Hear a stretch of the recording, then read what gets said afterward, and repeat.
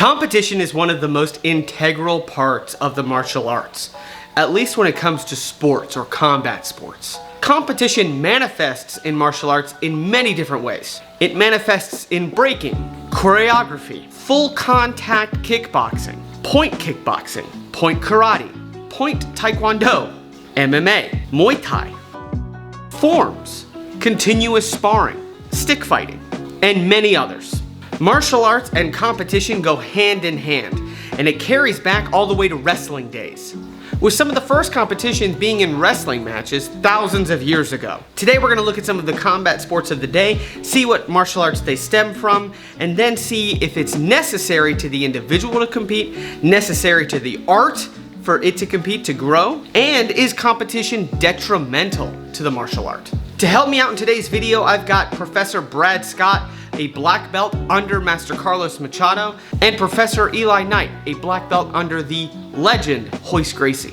Okay, let's take a look at the history of martial arts competition. 4,000 years ago, around 19th century BCE, we have Celtic wrestling. This was a type of wrestling with like elbow and head control, and it takes place at the Tailteann Games. I'm sure I said that wrong. 8th century BCE, so roughly 3,000 years ago, in the Olympics, we basically got forms of boxing, wrestling, and pankration, which is like a primitive form of MMA. In the 2nd or 3rd century BCE, we have the gladiatorial games. And roughly 2,000 years ago, the Colosseum in Rome is formed for gladiatorial combat, with a lot of different martial arts on display. Now obviously gladiatorial combat's a wee bit different, as it's normally a fight to the death with slaves, but you know, it's still a form of competition. Then we take a big skip in time to the 19th century. That's when the Marquis of Kingsbury boxing rules start to come into play, about 1865, 1867.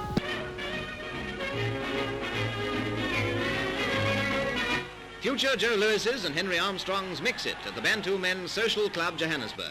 It's the Transvaal Non-European Boxing Championships, and the landscape is full of flying fists, flashing eyes, and aching tum-tums.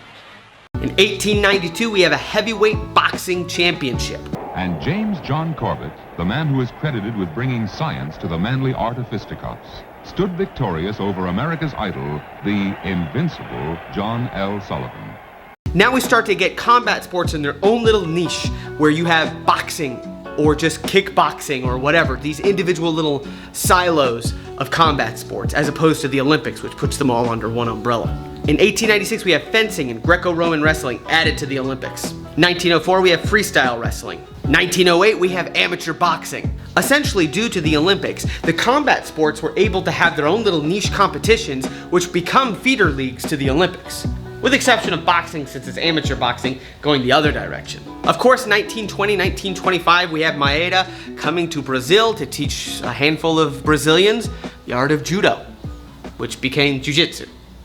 In the 1920s and 30s, timed rounds, weight classes, and gloves get introduced to Southeast Asia martial arts, or kickboxing, going from the Muay Boran era to the Muay Thai era. 1935, the word karate becomes synonymous with Okinawan martial arts, the birthplace of karate. 1964, judo is introduced into the Olympics. 1973, the World Taekwondo Federation is formed. And 1993, the UFC starts. Now, the UFC didn't invent MMA, it had been going on for a long time. In Japan, you had Shuto or Pancrase, which became feeder leagues to the UFC. Of course, you had no holds barred or NHB competitions going on before UFC became synonymous to MMA. So now we have a basic overall history of competition in martial arts.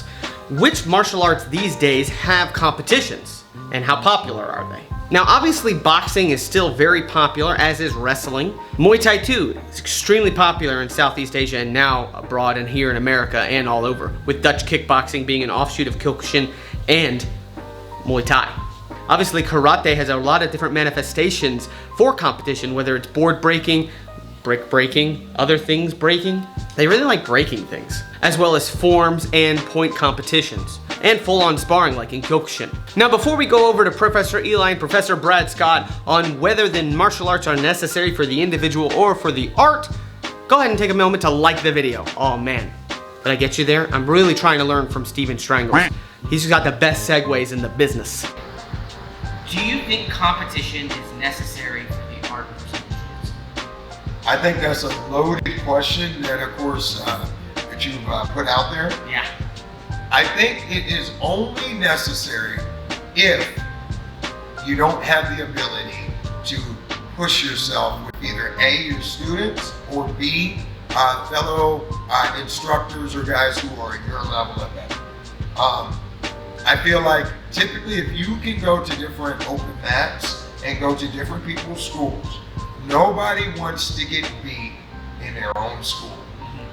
So if you're an instructor, it doesn't matter what ranked instructor you are, take for instance yourself, purple belt or myself, black belt. If you or I go to another, school, their open mat, and you grapple with somebody who is your rank, who's an instructor, or somebody higher, I promise you, they are going to go after you as if it was an actual tournament. Yeah. And then they may not initially want to do that, but the minute that you either A, put it to them, or B, you tap them, or they start to feel embarrassed, all of a sudden it just went real quick from, hey, this is just a fun little grappling session, to, hey man, this is points. If I can't sub you, I'm going to try to embarrass you, or I'm going to try to, in my head, beat you on points. Right. Now, of course, if you don't have that ability, there's nobody around you, you're the highest rank, and you want to test yourself, I think then, tournaments are great. Tournaments are great because you get to find out what happens under pressure when it's all on you. Yeah. So if you're not willing to go to somebody else's school, you need to have other people coming to your school to push you in front of your people. I think then that's the whole point of a tournament. A tournament is not life and death. A lot of people say, well, I'm going to war with a tournament. No, you're not. Okay? When you go and compete, there are rules, there are regulations, there are certain said and unsaid things that you're allowed to do and not do. Okay? In real life, if you're defending yourself inside your house, if you're in military or police, there's no rules. It's you need to win. So, of course, tournaments, they're great for sitting there testing yourself. If you want to test yourself, put yourself under pressure in front of your own students. Put yourself under pressure by having friends or other schools come in to train with you or go to different open mats. But to answer your question, I don't think it's super necessary. Do you think competition is necessary for the practitioner of a sport or a practitioner of the art? Can you define necessary? Oh, he threw it back on me. Yeah. So, and this is not exclusive to jiu-jitsu either. This could be any martial art that has competition. Do you think it's necessary for the practitioner insofar as their experience or skill development or progression? I think it's extremely helpful. Necessary in the sense that you're going to make strides through competition that would maybe not ever come any other way. I think that for a lot of people, most of the casuals who train martial arts, the closest that a lot of them will ever even come to a fight, they're probably not going to get into a fight. They're probably not going to find themselves in a real fight, a self-defense situation. A lot of them aren't going to pursue MMA or whatever. So for that reason, I think that getting them into a competition is going to put them under a pressurized environment and stress inoculate them in ways that even intense matches in home can't do. Because you can get into some heated sparring matches, some heated rolling sessions, whatever, with your group, but it's still your peer group, you're still in your environment, where everything is. So there's this level of comfort and this level of safety that to some degree gets removed in competition, because competition, let's stick with just BJJ competition for right now.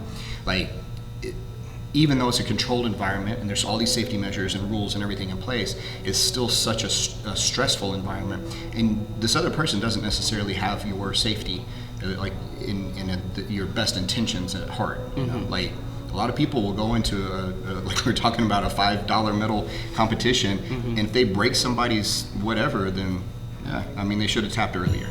With that kind of attitude.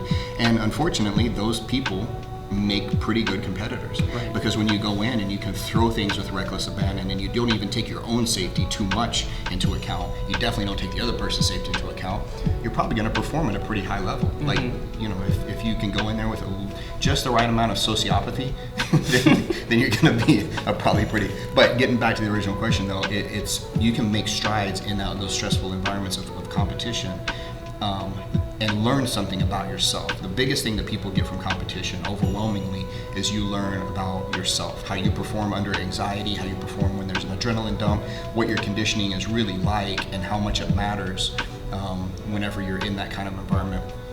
And then also, when you're going at a frenetic pace, hooking up with somebody you've never touched before, never even seen probably before, in a foreign environment, then those are all elements that I think are going to really enhance somebody's lens, because everybody trains differently those first few training sessions after a competition, for a while even maybe. And whether or not it's because they're trying to condition their game to better suit competition, or they just learn ooh, this is a really bad habit that I have or whatever. I think for that reason, I think necessary is a weird word, but I think that it's very important. I think the only reason I ever push anybody to ever compete is for that reason. So then the next question is, do you think, and I'm going to use the word necessary again, do you think competition is necessary for an art? And then based on your answer, I will throw caveats at it. Yeah, and then we have to think about what competition means.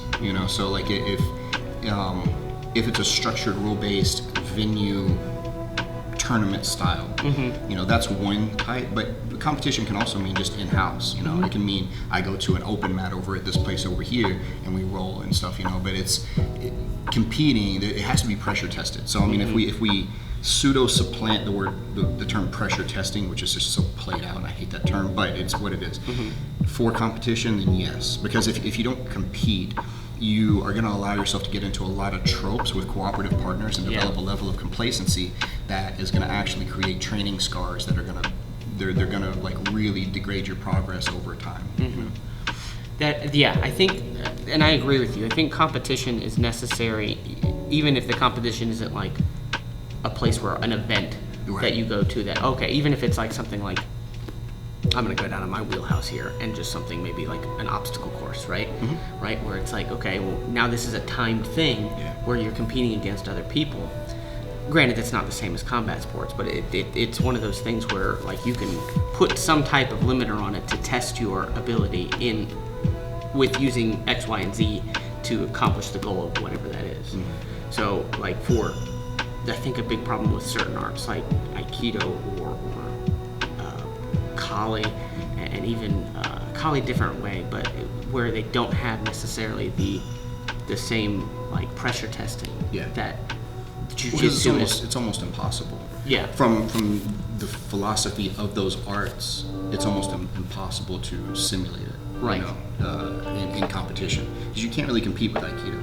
Aikido it almost entirely comes from extremely committed attacks from virtually unskilled energy. There's very linear, very committed attacks. So how do you compete? How do you compete with that? Yeah, you wouldn't be able to. An Aikido competition would be both guys standing there like this, just staring at each other. Yeah. For till time ran out. I personally think that competition might not be necessary in that very strong word for martial arts, because it can put so many different limiters, talking about the governor, putting a governor on yourself that's I'm not going to hurt myself doing this, and you remove that, and you're Right. But a martial art does need pressure testing. So if it's not a competition per se, where you're okay, we're going to do Jeet Kune Do competition, where we just eye gouge and dick kick each other, right? That's not. I don't know many people that are going to sign up for that. Right. Now we get to ask ourselves the fun question of whether or not competition is detrimental to martial arts. We already had Professor Brad and Professor Eli kind of go into the necessity of competition, meaning that it's actually not necessary for the individual in martial arts to grow as a martial artist to compete. It's also not necessary for the art. Martial arts can exist without competition.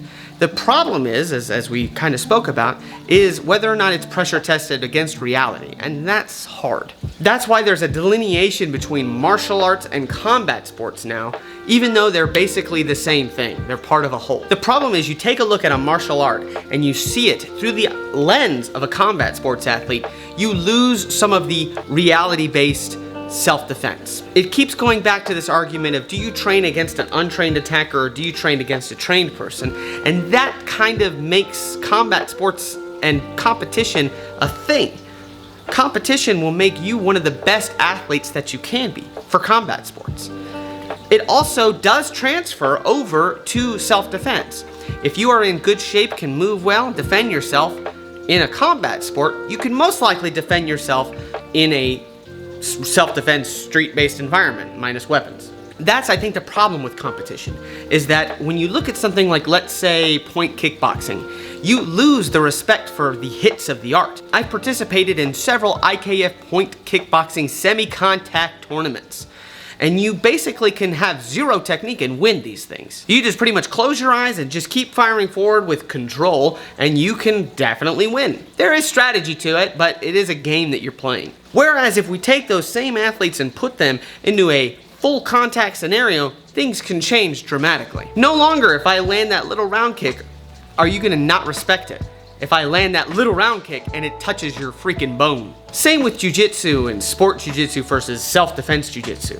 I'm definitely not touching the BJJ self-defense stuff because, but I will say that it has proven to work, jiu-jitsu that is, for self-defense, especially with law enforcement, especially if they're used to grappling, clinching, wrestling, or whatever, to people in the gym when they go out and they have to handle a perp.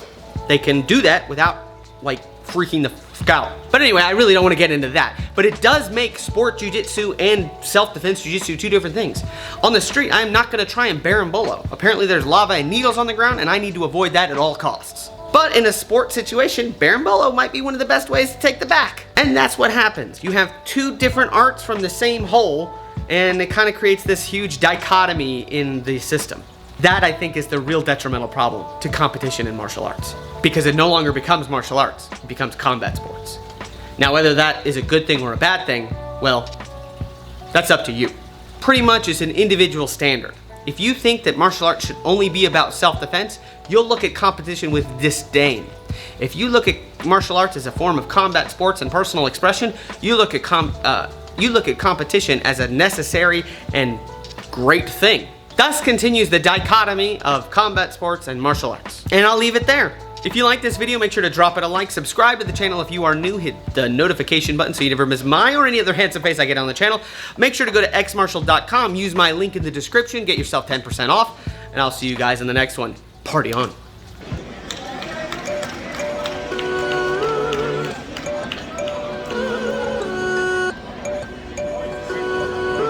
Breathe and hold it.